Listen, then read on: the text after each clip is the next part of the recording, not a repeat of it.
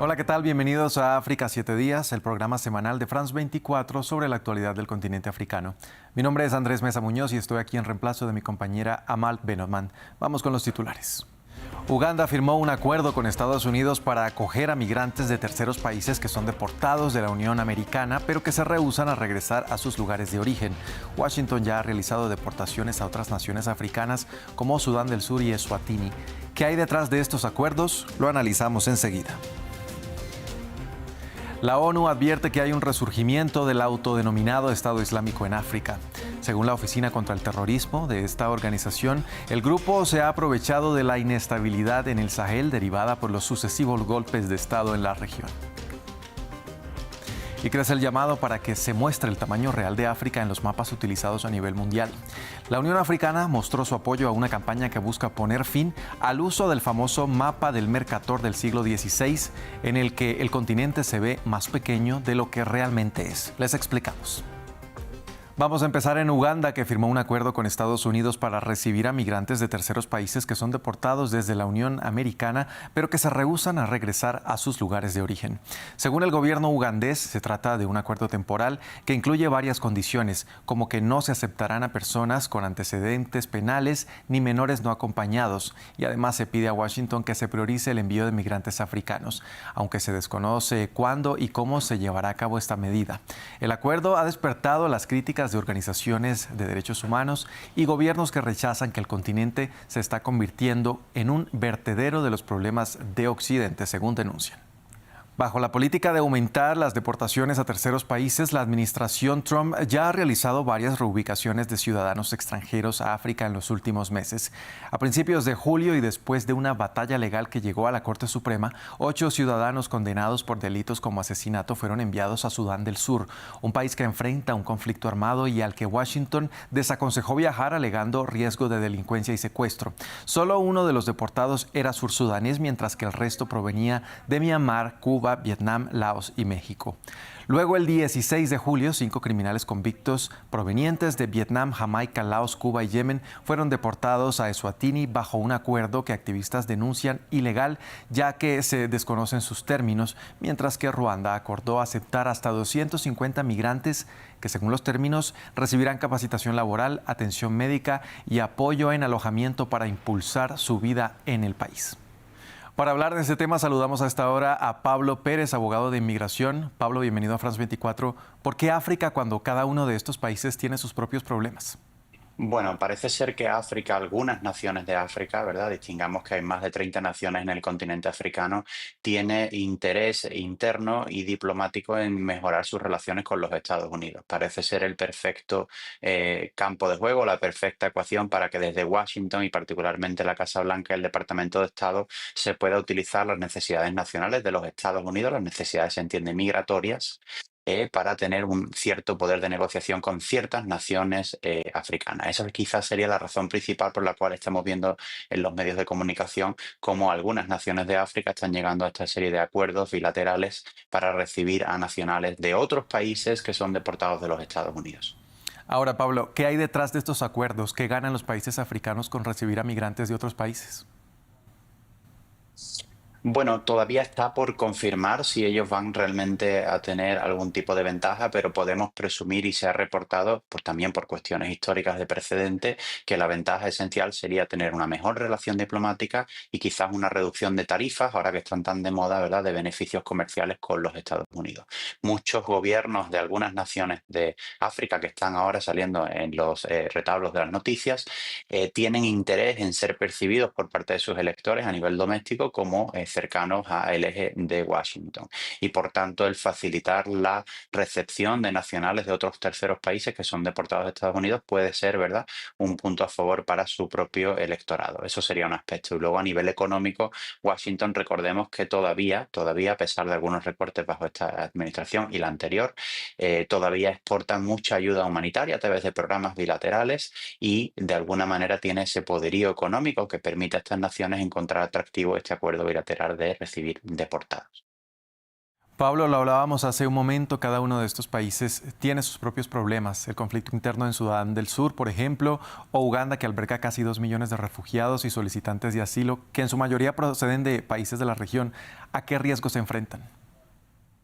Bueno, indudablemente a sanciones por vulneración de derechos humanos, ¿verdad? Estos países no pueden tener la capacidad, se entiende tristemente en algunas circunstancias, de atender la seguridad de sus propios nacionales y ahora reciben a nacionales de terceros países que en muchas ocasiones no tienen sede consular o diplomática de sus nacionalidades.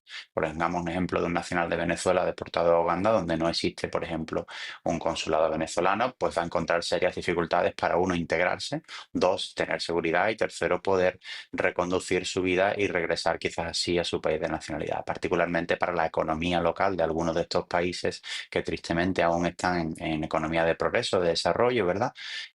Pues puede ser un impacto importante a nivel de economía y una vez más de integración y hemos visto ejemplos en el pasado como migraciones intercontinentales dentro de otras naciones africanas sin ser, ¿verdad?, de las Américas, de Europa, de Asia, simplemente dentro del continente han causado, ¿verdad?, sí, en unos números más importantes que quizás las cifras que ahora se manejan con deportados de Estados Unidos, se ha creado una serie de desarraigo, de conflicto civil, de falta de integración, incluso de violencia doméstica. Por lo tanto, va a ser interesante si estos programas se llevan a cabo, ver cuál es la capacidad de integración que van a tener estos individuos y sobre todo la capacidad del país receptor. Tú comentabas Uganda, pongamos el caso de Uganda como ejemplo, para integrar a estas personas o si estas personas van a ser deportadas y estar de tránsito por Uganda.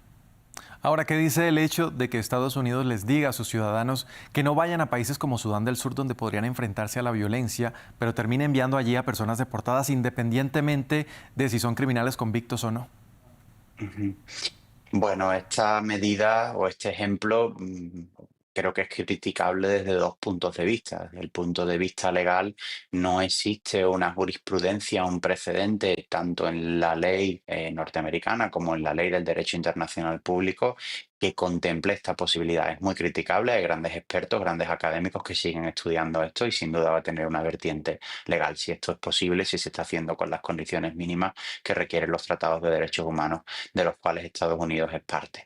Esa es la crítica primera. La crítica segunda es una crítica moral como seres humanos, ¿verdad? En qué condiciones, independientemente del récord criminal de la persona que está siendo deportada o ausencia del mismo, estamos llevando a personas que sí han cometido una infracción con la legislación norteamericana al venir o al estar sin autorización aquí, ser deportables, ¿de acuerdo?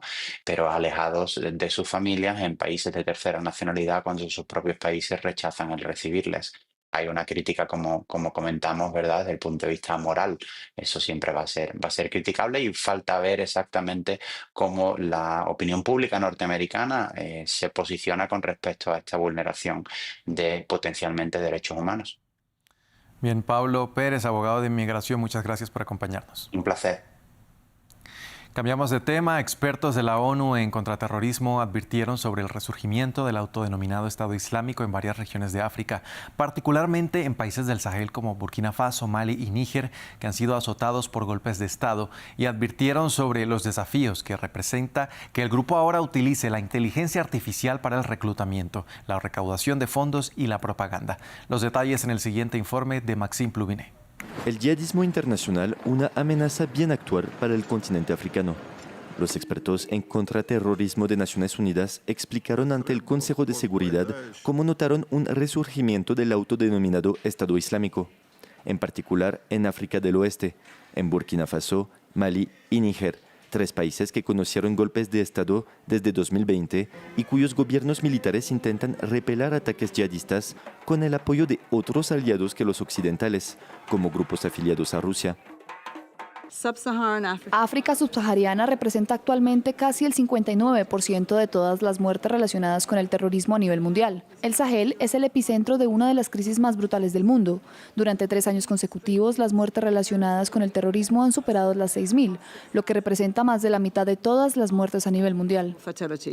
Tras su derrota territorial en Irak y Siria en 2019, el Estado Islámico se expandió a través de células aliadas, especialmente en África, donde lograron aprovechar la inestabilidad de varios países, así como el uso de tecnologías avanzadas para ampliar sus fuentes de financiamiento y facilitar el reclutamiento. Daesh's use of artificial intelligence and social El uso que hace el autoproclamado Estado Islámico de la inteligencia artificial y las redes sociales para el reclutamiento, la recaudación de fondos y la propaganda exige respuestas innovadoras.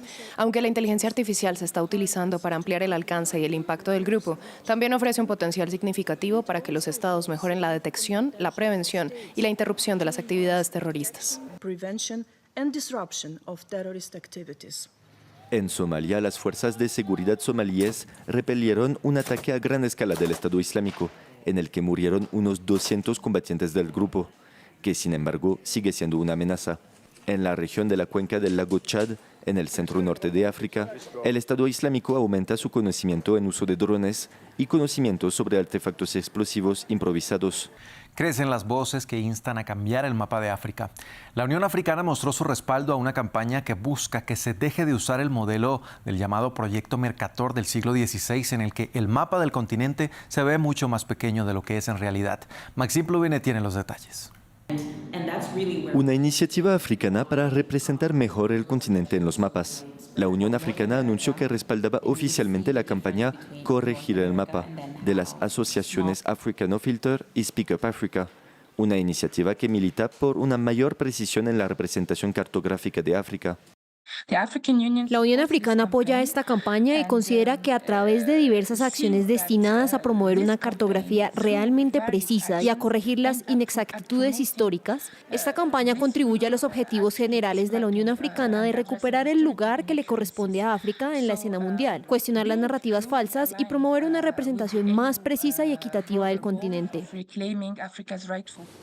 Aunque las convenciones cartográficas varían en todo el mundo, la llamada proyección de Mercator se impuso progresivamente como la principal manera de representar el mundo. Fue publicada por primera vez en 1569 por el cartógrafo flamenco Gerardus Mercator. Esta deforma la superficie de las tierras emergidas a medida que se alejan del Ecuador. Así, América del Norte y Groenlandia aparecen ampliadas, mientras que África y Latinoamérica se reducen.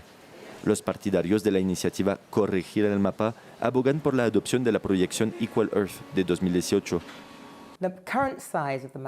Cuando se trata de algo que es mucho más grande de lo que es, las políticas que se aplican al respecto y la inversión que se realiza se ven afectadas porque se basan en información incorrecta.